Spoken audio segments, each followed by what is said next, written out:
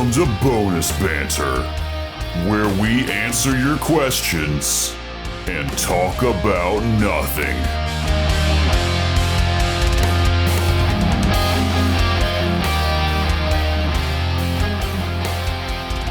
I've been sick. We've all been sick. I've been really sick. I've been sick.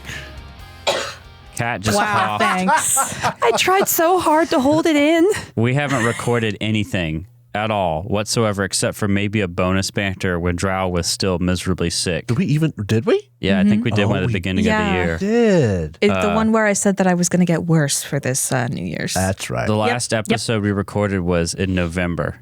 Y'all guys listening, remember that week where I was like, hey, Derek's really sick and can't finish the episode? I never really got better. I got less close to death. Yeah. But if you wonder why a lot of these episodes have been like Wednesday morning instead of midnight on Wednesday, that's why. By some miracle, I've been able to do the opener voice, but it's been rough. We've had a rough time. I was convinced that I was going to have to stand in, which would have been really funny. I didn't let you do it because I know what happens when we do the announcer effects. On this episode of the Third Gallon Podcast. It just wrecks your voice. It makes it sound really weird. We tried it before. I was this close to just foregoing the opener I thought you were going to say and for just goring. doing like an intro music a little bit and then fade into it. But like I felt bad. I felt like I was cheating people, so I didn't do it. But like, What would you prefer to have happen, audience? You had to take care of yourself, Derek. That's important. It's okay. I did. That's why I came out late. I took a nap. I was faced between work hard while I'm feeling tired and do the episode, or take a nap and just it comes out when it comes out, and I chose nap. You were faced with working harder, hardly working. You guys, Oh my God. you guys got all that, and then Jacob and I got sick, and we can't figure out whether we got food poisoning or a stomach bug. Or both. But we had a very bad time. Or both. For crying out loud, we could have genuinely had both. It was bad, y'all. Me and Drow both got some sort of bacterial infection thing that makes you sick for weeks and weeks and weeks. I've had one before. They call it the 8-week virus. Well, it's not a virus. Mine was a virus. Because Couldn't do a thing about it. No antibiotics. Because like I had one day of being like normal virus like sick with the fever, aches and chills and everything, and then I felt shitty for a while, and then my ear got infected and I started feeling really bad and on death's door, and so I went to the doctor, and it was bad because they're all in their PPE dressed up, and they're like pitying me as I'm in there and I can barely talk, and the doctor has like hearing aids that I saw, and my throat like barely works at this point in time, so that was a comedy show. And they gave me antibiotics. What? Yeah. It's like, just write it down on a piece of paper. Wish you could use the TTS at the doctor's I office. legitimately used a TTS app on my phone, and when we would get on Discord calls, I couldn't play video games for like 5 days. That's how sick I was. Yep. And then when I got better enough to play, I would get on the Discord call and listen, and then open up the chat part of the call in Discord and do TTS to everyone there. And so I spoke like a robot for another probably like 5 days. He watches. He watches over. He watches over. I was so much more vulgar with the TTS, I feel like. It was... we missed hearing you, but it was hilarious, Jacob, come clean up your tree mess in Valheim. You disgusting fuck. He watches over. Because Jacob will just leave all the downed trees because he hates trees in video games. Yeah. Fucking troglodyte looking ass out here. Listen, it's up yours, Nothing nature. in video games makes him happier than flat, even ground Deforestation. and deforestation. Oh, even better if I could flatten the ground, but you can't do that very well in Valheim. Yeah, but all that to say, guys, we've been sick as hell, like really sick. And there's a reason. This whole like releasing episodes every other week has been a lifeline. Yes. Because if we were releasing weekly, they wouldn't have come out for a while, and we would have run out of episodes because of how long we were sick. Drow got sick at the beginning of December, has only just started to come around. I'm still sick. The only reason I don't sound congested as hell is because I just did a neti pot. You seem to be drugs. like you seem to be feeling at least a couple notches better than before, is what I think we're all saying. I'm not as genuinely worried for you right now. Yes, I was genuinely worried for you earlier. He had the worst chronic sinus infection. They put a camera up my nose. Yeah. For real? Like 2 days ago. We were at the office and I was sitting in the lobby and they said, they're going to, in all caps, they're going to put a camera up my nose. Do you want to see? And I was like, No. Tempting. no. That's tempting. Know. I don't. Oh, You could just straight up magic school bus up Drow's nose. how was it? Is it like Death New Stranding? Patreon reward. How, They did go down my throat too. How was it? Did you see like the baby going like Death Stranding trailer? So the doctor was like, "Hey, look, that's you," and I'm like, "Of course it is. The camera's facing me." I don't know what it is about doctors, but apparently they think I'm 7. You do bring the little things, the comfort item. I didn't even have Carnation with me. You didn't? Okay. No. I thought you had your I little, was just sitting there. your little stuffy. I have a little pink cat named Carnation Oh, because I'm very afraid of needles. But anyway. understandable. Just sitting Understandable. There. He's like, "Hey, look, that's you," and it's the most horrifying under the chin shot as it's going up, and I'm like, I can see so much that I need to wax. I have never wanted to be this close to my own face. It starts going in, and it's the back of my throat all of a sudden, and he's like, "You're gonna feel a little pinch," and then he goes, "Ugh!" Oh, no, I don't want to do that. No. And it wasn't all that bad. No, I'm exaggerating. no. Of course, I'm exaggerating. Even unexaggerated. No. And then it was my throat through my nose, which was not great. He's like, "Do you have a bad acid reflux?" And I'm like, "I throw up every day." Yeah, you do. I wonder if they could get a camera past my tonsils. Patreon goal unlocked. It's like, you know when they do the flu swab test? And I don't know if it's the flu swab or the other one, but there's one where they swab your nose, and then there's one where they swab the back of your throat. I tell you exactly. The strep one is the back of the throat. This is strep one. The flu and COVID are up the nose. Yep. Because when I get a strep swab, I have to physically be held down from the head because I just start to go up if it's my nose. And for the strep, I go back and I have to like lean against a wall. And the doctor's like, "Surely you don't." It's like, do you want me to get this test done or not? I back the chair up to the wall. I hold myself down by the thing. This is how I save you from getting kicked, doctor. I know because I've had 3 of each in the past month. The funny thing to me is people talk about the COVID nose one, about how it's invasive or whatever. It's not that. It's It not was that bad. really not bad. I was like, If you do it to yourself, it's not as bad. I think I had just have a big nose because like I was like, are you doing anything? Like you can go further. It's fine. Touch my brain. When I Wanna took be an the Egyptian COVID mummy? test at home, by the way, this is what's infuriating about whatever disease we've had. I had took all those tests multiple times, always negative, even the at-home one. So I just taken what we had. I call it, I can't believe it's not strep because that's what it feels like. I told the doctor that and he laughed. That felt good.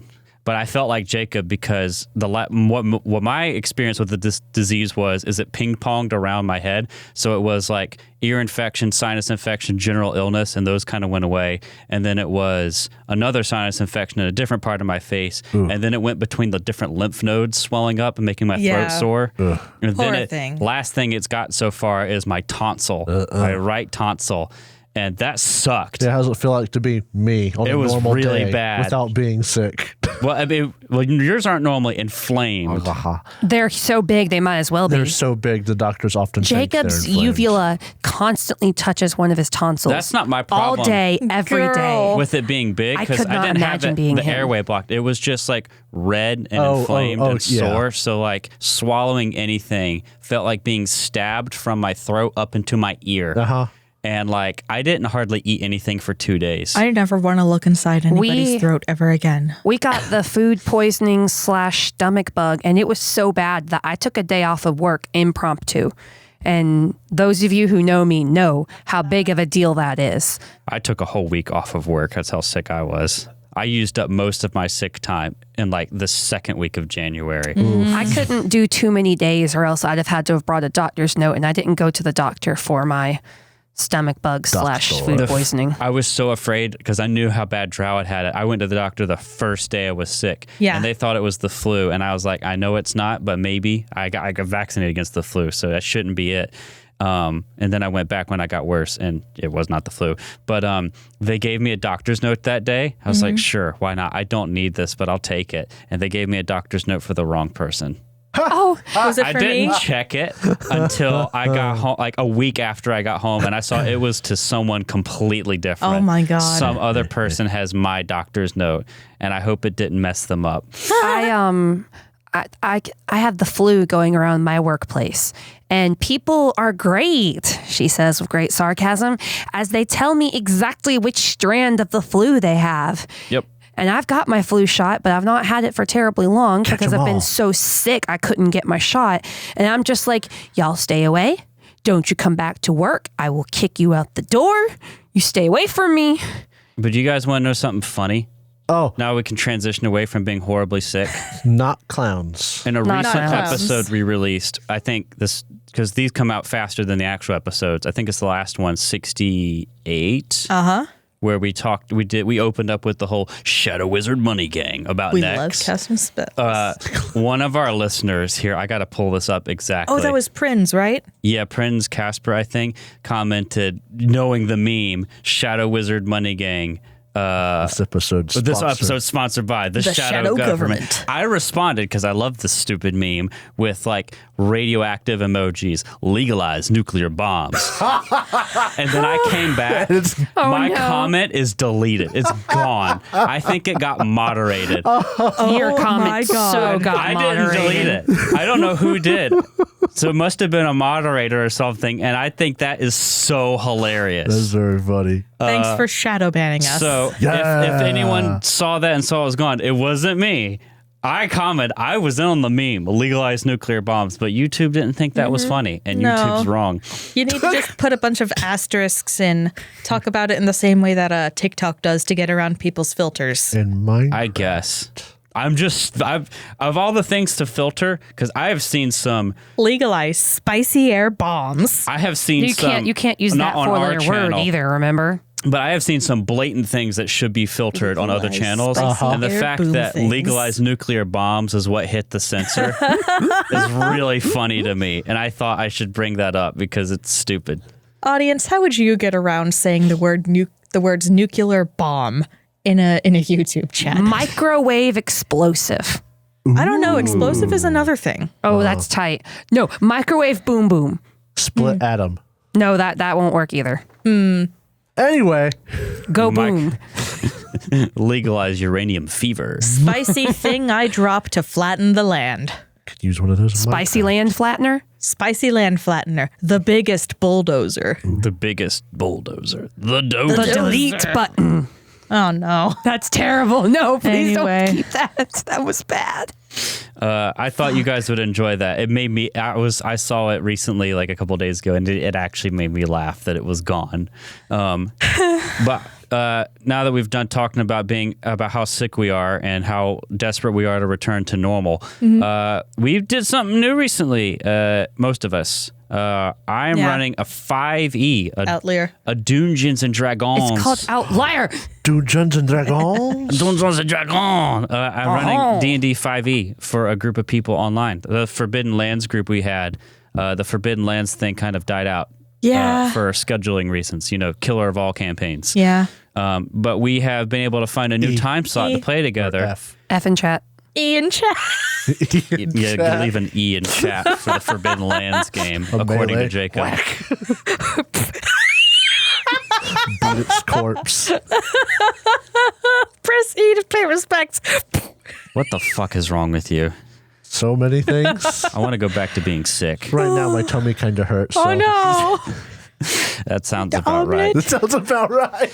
But I've had, and I'll go ahead and say it because we're not going to do it here now. I've had Icewind Dale, Rime of the Frostmaiden since it came out because y'all know me and I love the cold adventures. You give me some winter themed Yeah. adventures Yeah. with the blue cover. That's my jam. So I've It been is the blue cover. Throw in Yeah. some fairy stuff. my favorite. But I've had that, and that's one of the things I thought, hey, maybe before the podcast got rolling, it's like maybe that's one of the things we could pull out on the podcast. And now that I've started running it, I'm really glad I didn't do it for the podcast. Mostly because we played 5e before, so it wouldn't have been as interesting. And also because Because I have some words about 5e. I'm surprised y'all even played it, to be honest. It's fun. don't get me wrong. This campaign is looking to be really fun. Oh, I heard the fun from the other side of the room in the computer room. But I have words. So just really quick overview of the game. We're doing Icewind Dale Rime of the Frostmaiden. We just started. We had the session 0, and then we had our first session about a week ago. We got 6 players? We do. Yeah. Oh my god. You want to talk about your characters real quick, both of you? I just fire cleric. We homebrewed. I feel dirty Same. saying. I know, right? All right, tell us about your homebrew, Jacob. Tell us about your 5e homebrew character. We homebrewed a domain for my cleric that's the Tempest, but every time it says electric, replace it with fire, and there you go. Yeah. I'm shocked that 5e and all of its content, he says with quotation marks, didn't have a fire domain. Yeah. Bro. And Goddamn. you're the most tiefling. You're like standard issue, hot red, off the presses. Red tiefling, horns, glowy eyes, Dark hair. likes fire. It's got the traditional Satan beard, except a Yeah. little bit less pointy at the bottom. Yeah. So that's just fire cleric. That's my guy in a nutshell. And what's his name? His name is Sebastian. Sebastian. Sebastian. Does he talk like Sean Connery? Sebastian. No. That'd be fun, though. It's actually very hard. I'm trying to do a voice for him that's very hard to nail down. What are you trying to get at? I don't know where I've heard it You from. sound like Little German Boy. It might. Oh my God. I think the closest I could get to it mein Gott. is a my smidge of the accent from the German man in Django. And then I'm probably a lot from the German character in the Call of Duty Zombies. The problem being I haven't actually heard him a lot. Dr. Richtofen. Yeah. The thing is, I'm not very familiar with him because when we play Zombies, I don't think either of us gets to be Rick. We don't play that one very often. Well, I think it's random. I think one of them is always Tank Dempsey. No, if you play by yourself, it's random. If you play with other people, it's like in an order. Tank, and then I want to say it's Rick Defense the second one, but I don't know. We don't hear the No, I voices think that's very Nikolai. often. Oh, well, there you go. Yeah, I think it's the American and then the Russian guy. But yeah, the important parts of my character is just fire cleric. Say owned in Russian. I said, I'll be the healer, but I'm going to hurt people. Yeah. And there we go. Yeah, you said I'm a cleric. A cleric that can cast fireball. Isn't that cool? Beautiful. Well, eventually, but yeah. And what's your character, Drow? I'm playing God's most special princess and the most interesting girl in the world. Their name is Harrowheart, which is very much so a play off of How much Shadowheart. you fucking hate How much Shadowheart? I just find her so irritating. And I know that she's an okay character. I know that she's got an interesting backstory. You just winced in pain. I think she's overrated. And I'm going to say this too about my personal favorite. I think Astarion's overrated too. Yeah. I think there's been too much hype around a lot of these characters. Listen, everyone They're knows good. Karlach is the best, and that if you like evil things, you join up with Minthara. Yep. That's about right. And then there's Halsin. Bear. He's a bear.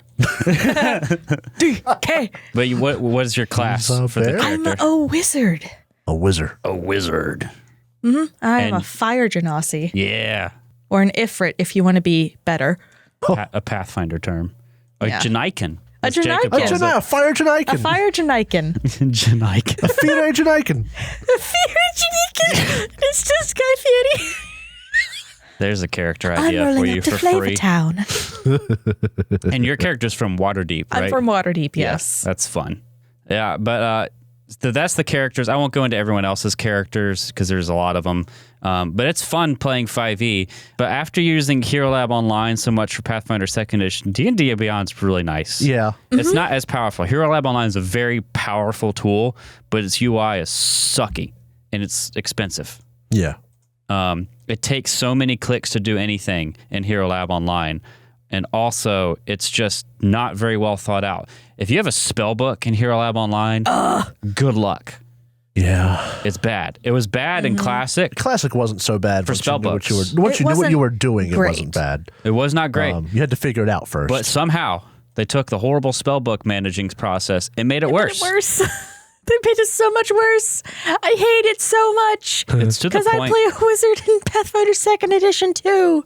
The second The Pathfinder second edition. But like, it's at the point now when we finish Outlaws, if we do other stuff, I'm debating just making us use Foundry or switching to Demiplane if it's more mature at that point.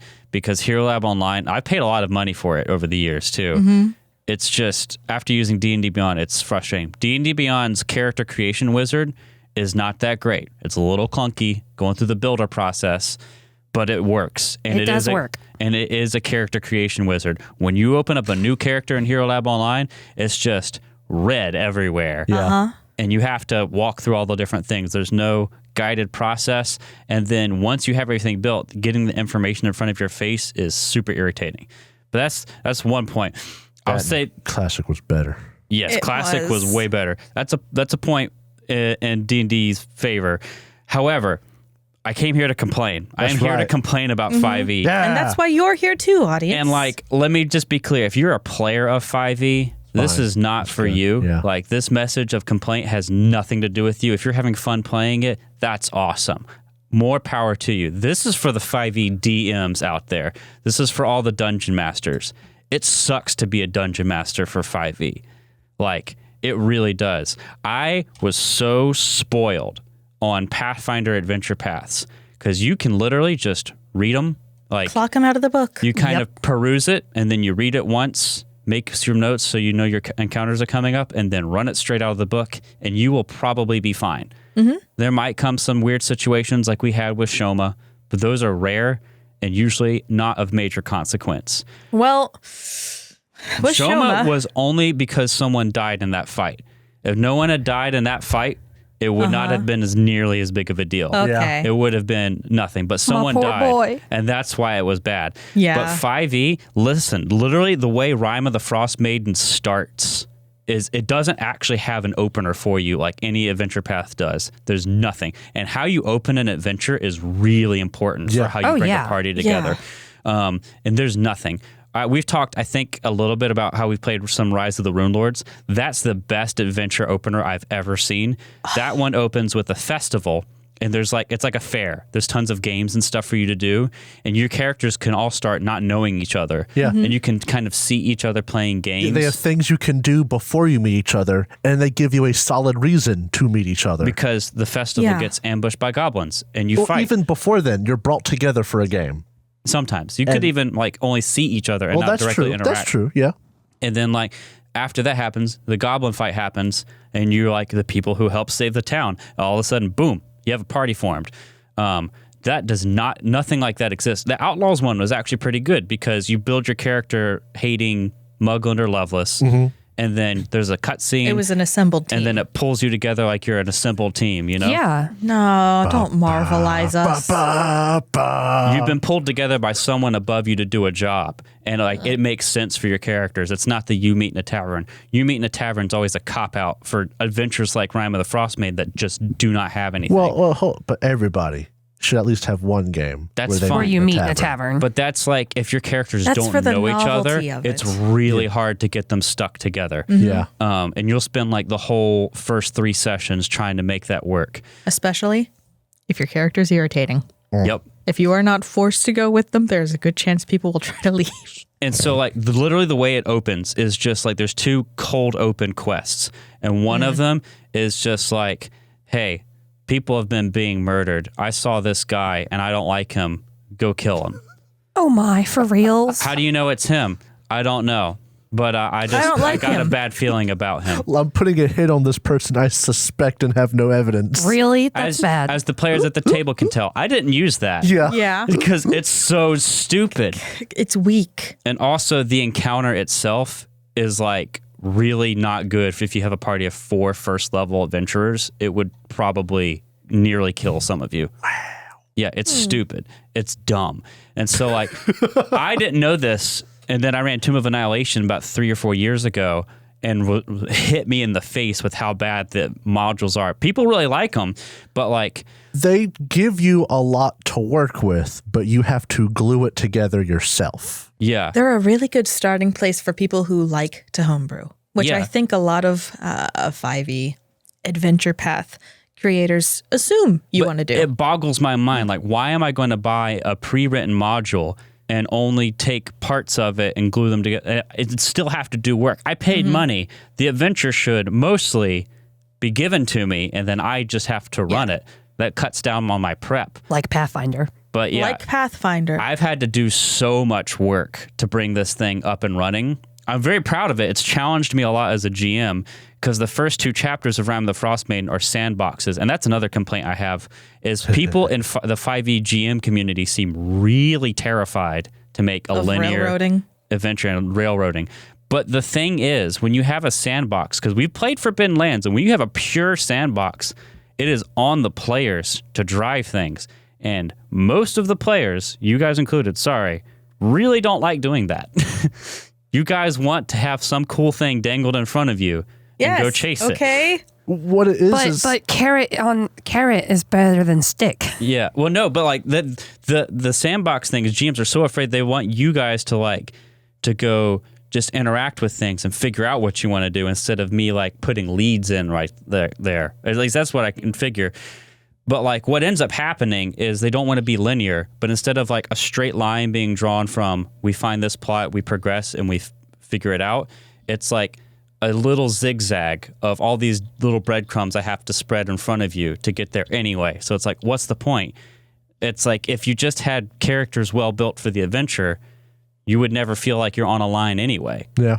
So it's irritating. It's a different style of GMing, I get, but it feels like it's trying to tackle a problem that shouldn't be there if you make the right characters anyway, if that makes any sense. Yeah. And then there's the bigger problems in the module, which I don't want to spoil the module, but like some chapters are just not tied together at all. Like it goes from being sandboxy to being linear anyway. And then there's like 3 or 4 arcs of the adventure, and some of them have no connection whatsoever. In an adventure path, a book might be different parts of it, but there's one overlying thing that they're connected on. Like book 1 was about Gattleby, basically. And book 2 is about Pyronite and the formula. But there's still this Pyronite, Muglin, Loveless thing tying everything together, right? Doesn't exist in some of these modules. There's almost an illusion of choice whenever you have a sandbox that immediately find points. Exactly. It's like you're going to get to this point anyway. Why not have a really pre-made but like intentional start to it? A very well-made, well-written, intentional start. Yeah. Could be preferable. My opener that I had to write for it is thankfully one of our characters has part of his backstory is he has a brother, and his brother is one of the people that leads people from the rest of Faerun into Icewind Dale and back. And so I used that as all the characters that weren't from Icewind Dale were on a caravan coming into town, and the other 2 were going into the same town. A blizzard happens, and by DM story magic in the beginning, the caravan stops and the other 2 groups find the caravan and huddle up to wait out the blizzard. Yeah. So now you have people meeting each other and they have to just talk and wait. And then when the blizzard finishes, everyone's packing up and getting back on the road, and you got attacked by wildlife. There's an encounter. Now you're kind of loosely know each other, and you make it to town, and we had some set pieces, and you made it to a tavern. You've already fought together, which means when you make it to town, in a town full of strangers, you're more likely to stick together because you know each other. Yeah. And then, go But from you there. got to the tavern to kind of celebrate getting there, and then, like, feasibly, you could have gone your separate ways the next morning, but the next morning, someone hired us. A quest came in. Yeah. So that is whole cloth made up from scratch because that's an actual opener to an adventure that brings characters together. And the module didn't give me anything like that. Please don't be afraid of railroading. It's so much better than letting things fizzle out. A good train ride is a good train ride. And also just like, you won't notice railroading if you've really worked with the characters to make sure that people have made the right character for the adventure. Like if you read the player's guide for Outlaws of Alkenstar, you basically have to make a character that has been personally affected by Muglin and Loveless. Yeah. And if you've done that, the opener makes total sense. Yeah. The ride makes total sense. It doesn't feel like you're on a railroad. It feels like you're chasing after Feels something. natural. It's like though speaking from someone who didn't choose Mugland as their enemy, I kind of wish I had chosen Mugland as my enemy. That's for the. But I didn't know when the character guide said either. I've got opinions on that when we get to the catching up. Yeah.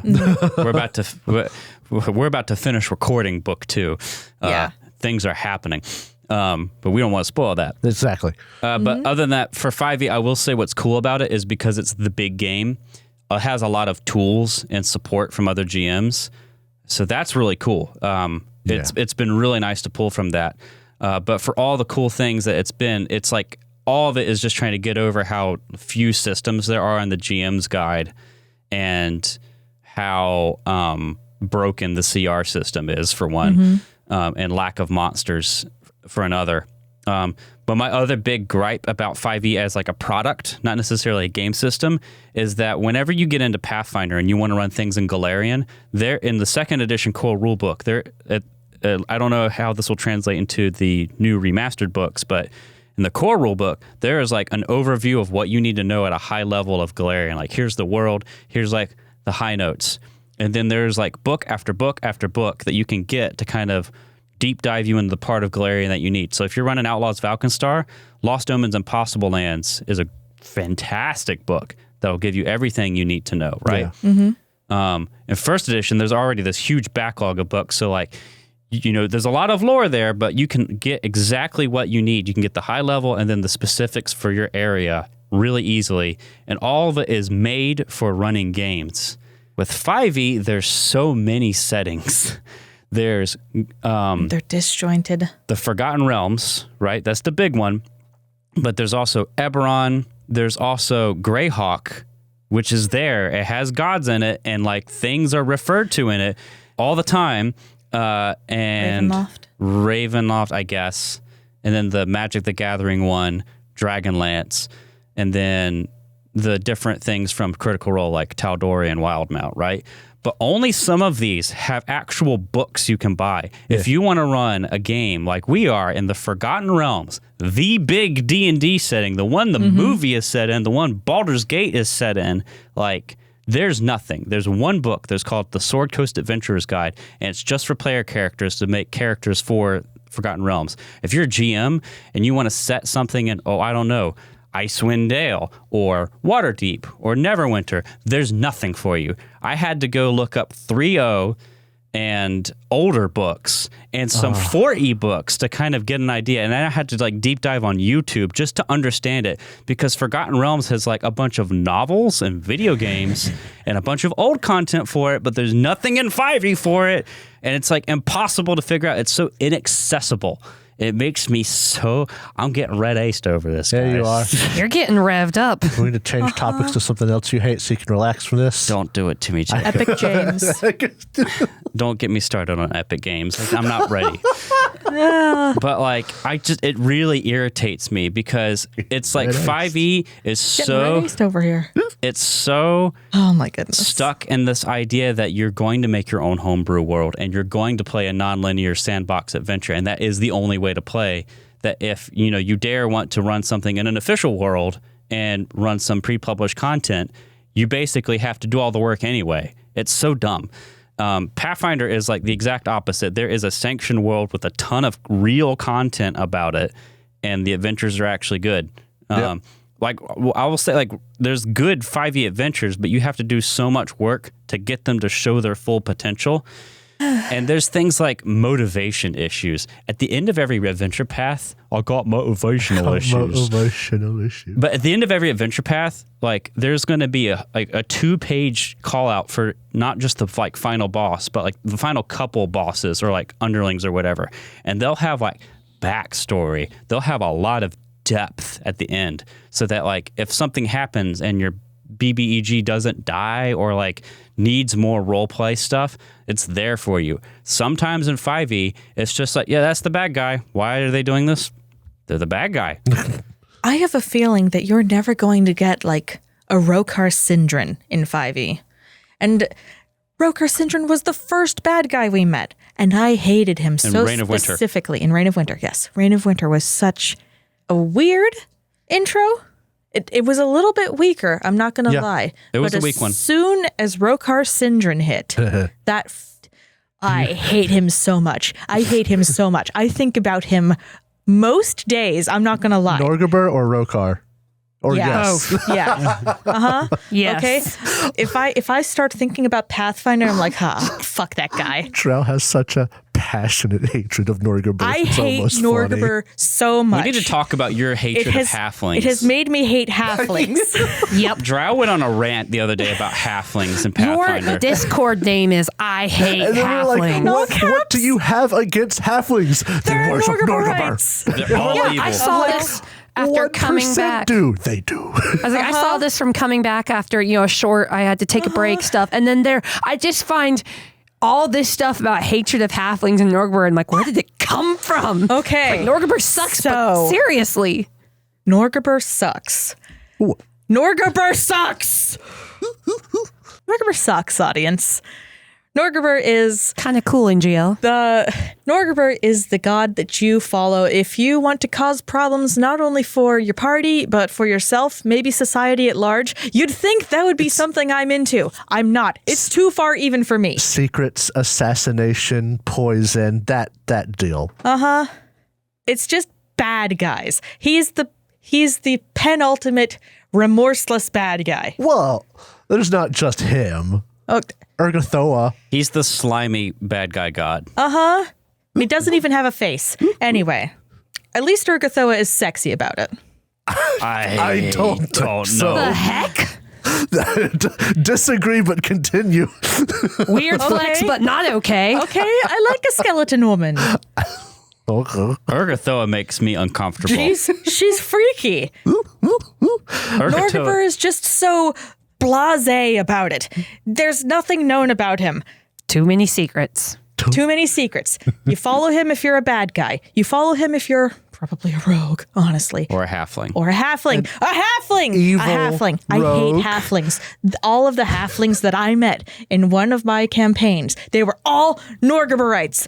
They sprung on us. They were all halflings. They were dressed up as clowns. They were Norgorberite clown halflings, and I hated them. You sound traumatized. Do you need to go get therapy? No! Drow, every And time then- a halfling shows up in Pathfinder, distrust. Note to Press self, X no to halfling doubt. characters with drow. Straight up, though. And then I was having an argument, lighthearted argument with Derek and Jacob about Norgorberite halflings. And I was like, look at the Norgorber Wikipedia page. It says halflings there. It Pathfinder says wiki. Yeah, okay. It's Wikipedia, basically. Not really, but yeah. Look at the wiki page. That's what I meant. Anyway, if you look at it, it says halflings there. Not a lot of them. However, There's a subsection called halflings Yes. on the Norgorber page. and then if you look at halflings on the Pathfinder wiki, it's like, oh yeah, one of their most popular gods is like a subsect of Norgorber. Very rare halflings. Let's Okay, get- very rare halflings do Norgorber. There's a god of trickery who is like Norgorber light. We're just gonna call him Norg because I don't give a shit about the halfling gods. Wow, this is the ranty bonus banter today.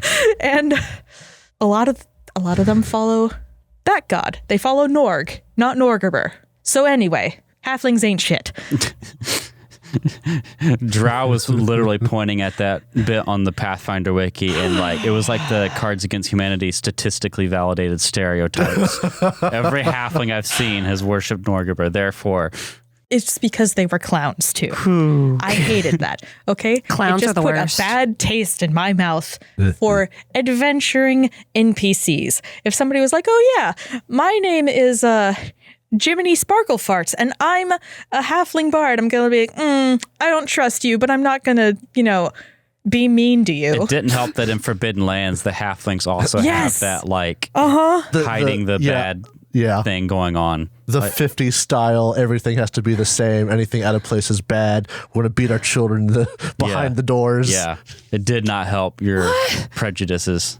Yeah, it was the thing about the Yeah, halflings. yeah. Every race had its issues. The halflings where they hide their problems, and their problems are like I see what you're talking are about. like alcoholics, familial abuse, but it's hidden. It's like and note stuff to like self, that. no halflings. I think Drow would prefer me to play yet another human than a halfling. To play a Everybody else. goblin. I would be Everybody else okay if was you racist, played a so. halfling. I would keep Just not a Norgorberite. I would be okay. I would be okay if you played a Norgorberite play- halfling. I'm going to make a Norgorber worshipping rogue halfling. Who I will dresses keep- whom nightlights Their what is name it? is- Spotlights as a clown. Their name's going to be Gorbernor. I will keep my biases to myself. You play what you want, but know that even though my character might think you're great, I hate you. If someone played a halfling in 5e, how would you feel? Does it translate? There's no across? Norgorber there. There's no Norgorber there. I would assume they're evil still. Don't get me wrong. They just worship ball. They're a ball spawn halfling. Yes, okay. Always be ballin'. Doesn't Man. help that Norgorber is just everywhere in everything we play. Yeah. I hate it. I He is hate it. everywhere. All the time we get Norgorber. Even in Emerald Spire, there was a whole floor dedicated to Norgorber.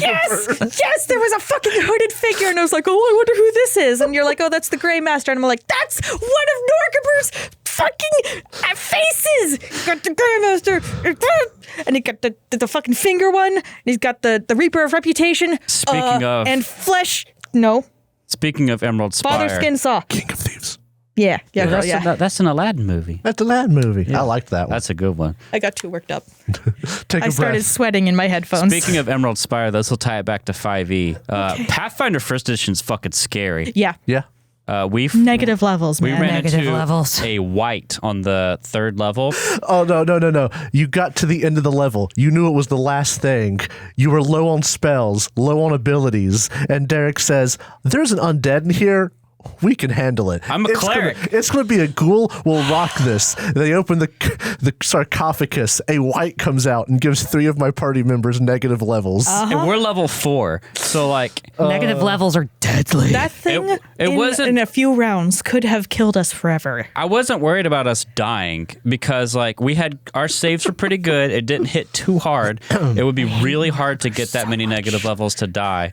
But like the thing is we're level 4. I can't fix negative levels until I'm like level 7 when I can get restoration. Oh, yeah. And the thing about negative levels in 1st edition is you have 24 hours to cast restoration to get rid of all of them, or then they become permanent and really hard to fix. I would like to also say that we are in the crypt of a cult of Norgorber. Well, I don't think the undead continue. had anything to do with that, to be fair. But like, It just makes me angrier. but like this white's only CR3. We're a 4th level party. This should have been a cakewalk, and it has given us things that like if we don't get back to a certain town in It will time, be thousands of gold to fix. it'll be thousands of gold to fix, and it will take us a long time to fix it. That's terrifying. Even longer because every time we get loot, we have to pay taxes. CR3, We are getting taxed in Pathfinder First Edition. but like a CR3 monster is low enough to where it could be an end boss for something, and it wouldn't, by the rules of CR, be too bad for a 1st level party. Yep. But if a 1st level party fought this, not only would it really hurt to get hit, if you don't make that save, A single negative level will kill you right out. and then you rise as a white spawned immediately, or like within a couple rounds, and you just have the same ability. So like, I had a blast in that fight. we like Pathfinder, but let me make no mistake, Pathfinder is humongously unbalanced. 5e is unbalanced. It's so 1e is unbalanced, unbalanced. Me and Jacob were talking about this because 2nd edition Pathfinder is very balanced. 5e is very unbalanced. So beautifully balanced. That's That all being things said- should be. Pathfinder 2nd Edition really should not be tampered with. No. Yeah, sure. But like the thing about 2nd editions, it can be hard. You can run in some really hard fights, but it's always fair. It's just like, well, this fight is set up to be very difficult, but it's fairly very difficult, right? And 1e, you can run and stomp through some fights of the same CR, and then you run into a monster like a white and get your shit pushed in. And not just stomp through a fight at level 1. Stomp through a fight at level 1 and only need 1 magic casting character to annihilate the fight. Yeah. And the rest of you can just stand there and eat pancakes. Well, to be fair, not at level 1. Magic characters are useless until No, level but 5. get past, but once you get, even at a lower level 5 is not that high. Everyone else spray. can just eat pancakes during Color combat. spray. Color spray spray. is good when it works, but if it doesn't Yeah. work, it's really not good because if you're like level 3, color spray is a second level spell, right? I Yeah. think. If you're level, first level. are you sure? I'm positive. Well, see, color spray. You're right. It is a first level spell, but it only affects a certain amount of hit die of creatures. And as Which far is as I can rough. tell, the good effect is 2 hit die or less. So that really means when you're level 1. Level 1 specifically, it's good. But when you're level 1, you got like 2 spells. Yeah. It's well worth it. And it might not work at all. It's well worth If it. I'm choosing between color spray and magic missile, magic missile is going to be useful so many more times. I'm just because I've only used color spray a few times, but every time I've used it, if you usually against a group of enemies, it's always worth it. but But magic missile is definite damage, no matter what. I'm not arguing against the use of I'm not talking about a usefulness of magic spontaneous missile. caster. I'm talking about when you prepare your spells for the day. Yeah. The times when color spray is going to be useful versus magic missile. Magic missile is guaranteed to be useful. Yes. Works every time. And then the problem was once you get more spells at level 2 and 3, it's like the usefulness of color spray has dropped off dramatically. Level is the level 1 game changer. If you say so. I do. But that's what I'm talking about. First edition, like 5e, is horrendously unbalanced. The thing about that, though, is second edition can never instill quite the same level of abject terror like first edition and 5e kind of can. Less so 5e, more first edition. First edition. Because if you walk up on a white or a shadow at low level in first edition, Shadow. you're fucked. Yeah. Yeah. And like you got to think hard about what you're going to do Shadows are terrifying. because they'll kill you. And shadows exist in 2e. But they do negative damage as opposed to Void. negative damage as opposed to straight strength damage. Yeah. Which is terrifying. Didn't we fight a shadow in Rise of the Rune Lords? In Probably. Yes, you did. In We fought the first. Misgivings. No, in the end of the first book. Shadows are in most things, I But think. shadows are so bad. Yeah, and shadows, like, again, if they kill you with strength damage specifically in first edition, you come back as a shadow spawn. If So you not get, only did you lose a party member, you gain an enemy. if you get taken down to 0 strength normally, you're just unconscious. But like shadows have a very specific thing about them. And in second edition, it's actually kind of cool. They can rip off your shadow. Yes. What? Like, well, this doesn't kill you. So keep in mind, shadows in second edition, they do negative energy damage. Yeah. So that it's just Void. damage. But one of their special abilities is they can yank off a part of your shadow. And if they get 4 parts of it, a lesser shadow spawns. And they can only ever make one. They can only ever make one. If you die, it becomes a regular shadow. So it doesn't kill you right out. It's got a neat ability, which is what makes 2E special. Is its neat abilities. And also, instead of taking strength damage, because that doesn't exist in 2E, what you take is you get enfeebled, which is basically a big penalty of strength. And it can take you up to enfeebled like 4, And it's I think. a lot easier to fix enfeebled than it is strength damage. And basically, it has to get you to enfeebled 3, and then it can take your shadow. The art for it in 2E is really good. I'll share this. This is from the Nethys page on it.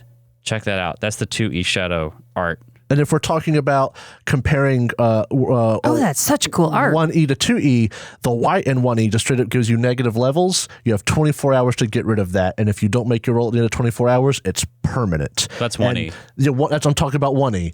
In 2E, you can sleep it off. Yeah, because you get drained. You get drained, not negative levels. So it's the balance for 2E is fantastic. The balance for 1E has a lot to be desired, but I think I agree with you. In 2E, it's a lot harder to see something and be like, oh no. Yeah, the only thing that I found is really scary in 2E is persistent damage. Yeah. And persistent damage is not scary at all Until when you you're go down. full on hit points. Everybody and then when looks you at get Cat. low on hit points, it becomes terrifying. Persistent bleed. That's, I think, one of my only complaints about second edition is because the balance is so tight, there's not as much wild variance in the fights sometimes. And that's a fair trade, I think, because, again, things are fair and it's more about tactics and teamwork. Then researching, 1,000,001 websites to make sure you get the exact feats, and if you don't pick this class, you're not going to be effective. Well, that's the character building side of things, which is not what I'm talking about. I'm talking about the encounter side of things. Too impassioned.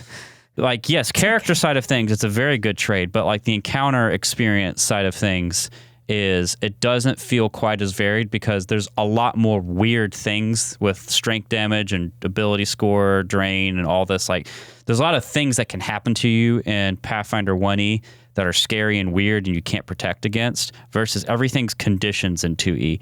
And that makes sense, and it's really easy to balance like that. But there's this cool variance. But again, I don't know if I would trade it off because on the other hand, because everything's so wild in 1E, it has the same problem as 5E does, where it's really hard to make encounters balance just by reading stats because it varies for your party. The CR system is just a suggestion. Yeah. It's a suggestion. Versus a 2E vague one. has the encounter builder budget thing, and it works really good. But I would argue that like things can feel not as deadly, dynamic and deadly as they do in 1E. But it's because they're more fair. The way they cover it really well in 2E is by giving almost every monster not just an attack and hit points, but special abilities to do with their actions. Yeah. That's the biggest gripe with 5E is everything, especially at low level, is just hit points and attacks. And that's it. There's no one cool thing. Almost every monster in 2nd edition Pathfinder has one cool thing. Like the shadows is ripping your shadow off. One of the things I've heard about 5E is at higher levels it becomes a bullet sponge, for lack of a better term.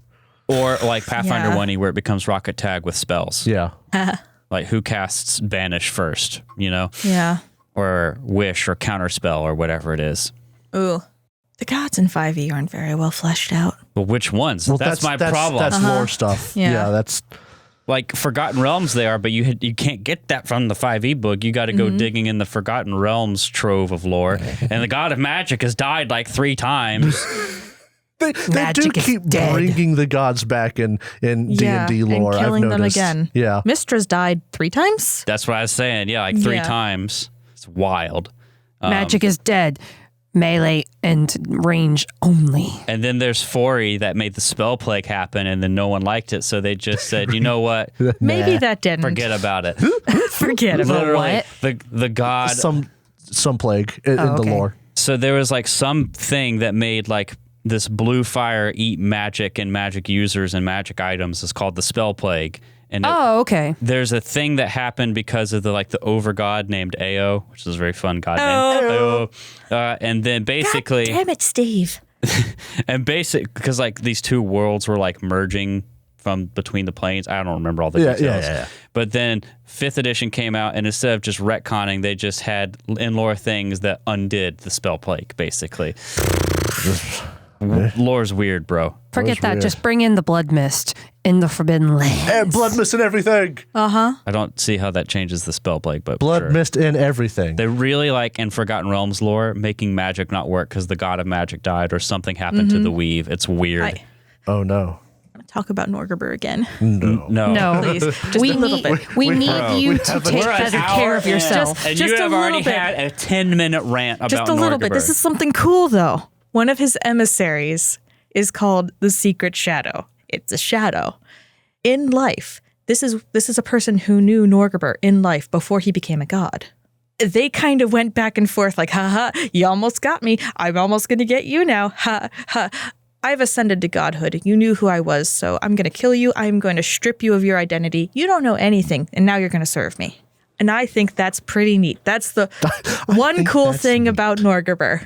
I just think it's neat. He fully crossed his T's and dotted his I's, and you know what? Respect. Respect. Are we done talking about Norgorber?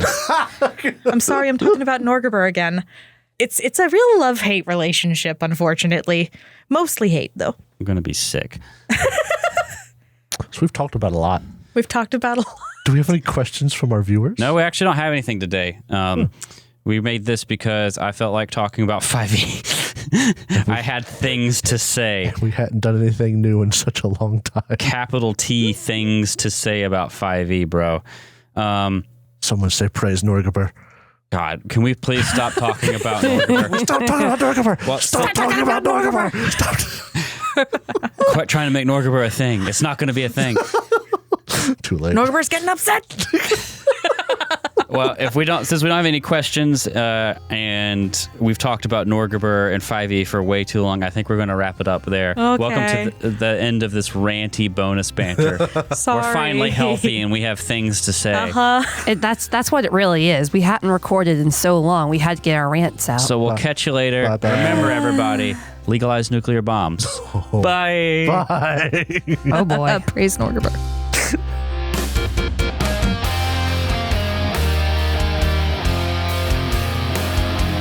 Thank you so much for listening to this episode of Bonus Banter. If you enjoyed it, please consider subscribing, rating, and reviewing us.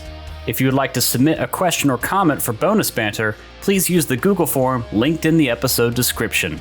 If you want to see more from us, check out our website, thirdgallon.com, or follow us on Twitter. We're at thirdgallon, that's THIRD gallon.